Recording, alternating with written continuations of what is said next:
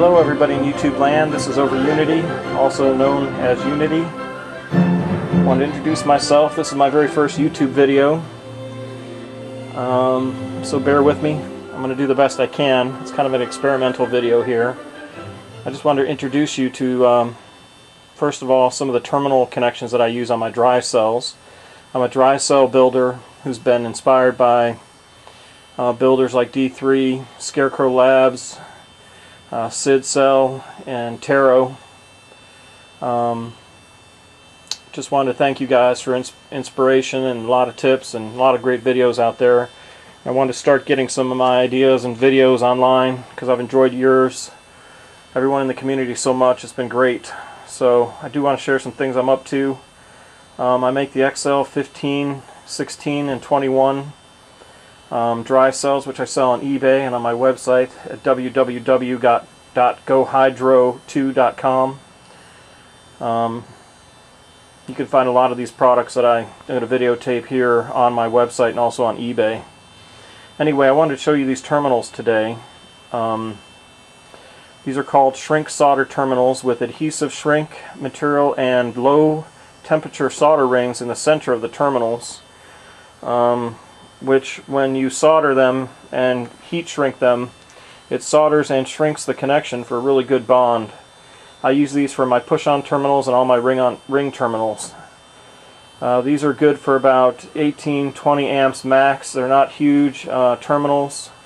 They handle only about 10 gauge wires, the maximum they come in right now. I was hoping they did a little higher gauge because some of my cells are going to need at least 8 gauge wire, so I'm going to have to go back to the standard crimp-ons for the 8 gauge wire. Right now they don't make these in 8 gauge, so we have to do what we got to do.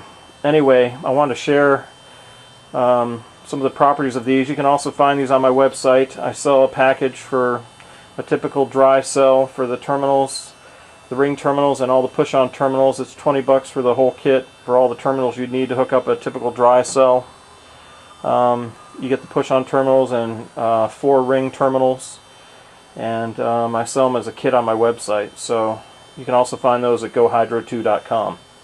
Anyway, I'm going to get into this a little bit here. I'm going to actually demonstrate how you actually use these, and you're going to attach them to your wiring. First, I'm going to go up to the terminals themselves and show you a couple things. Okay, now we're at the terminals. I wanted to point them out. Here's your standard terminals here. Push-on terminal. This is I believe it's a 10 gauge push-on terminal, standard crimp. Here's a standard butt terminal. Looks to be about a 12 or 16 gauge butt terminal. Here is a 10 gauge shrink solder terminal. And if you look real close, I'm going to try and bring up to the camera the best I can. Here's the adhesive shrink material on either side, and in the center you have a small low temperature solder ring. I'm going to bring it up to the camera here. Hopefully you can get a good shot of that. Right there in the center, you see that dark ring? That's a low temperature solder ring, and what it does is as you heat the shrink solder material, as it shrinks down, this little ring will melt and it will solder your connections very nicely and very strongly. I'm really happy with the strength of just the shrink material itself, as it has an adhesive on the inside, so it bonds very, very strong all by itself.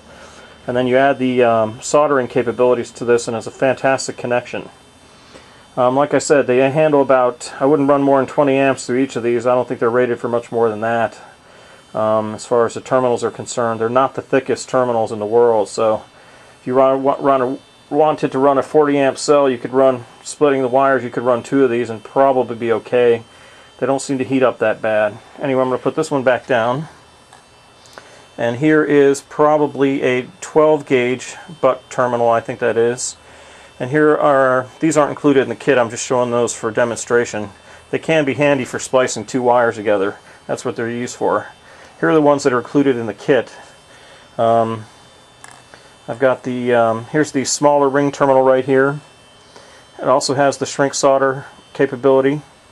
It's the 1/4 inch ring terminal, and it fits 10 gauge wire. Here's a also shrink solder terminal, ring terminal, 10 gauge wire.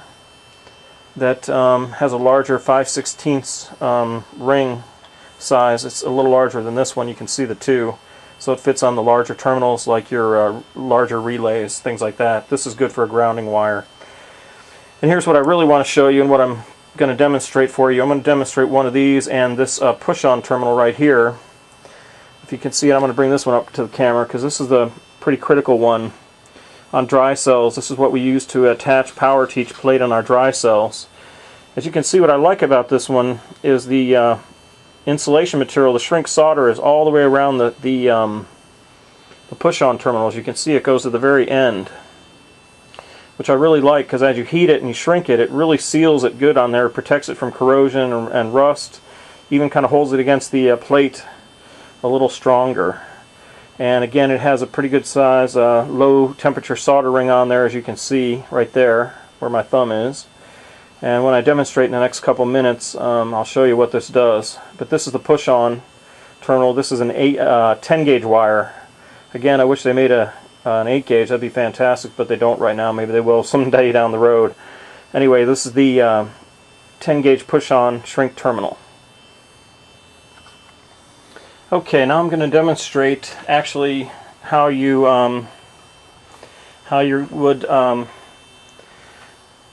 mount these shrink solder terminals on your wiring, and actually do a demonstration how I do it, how I found an effective way to do this.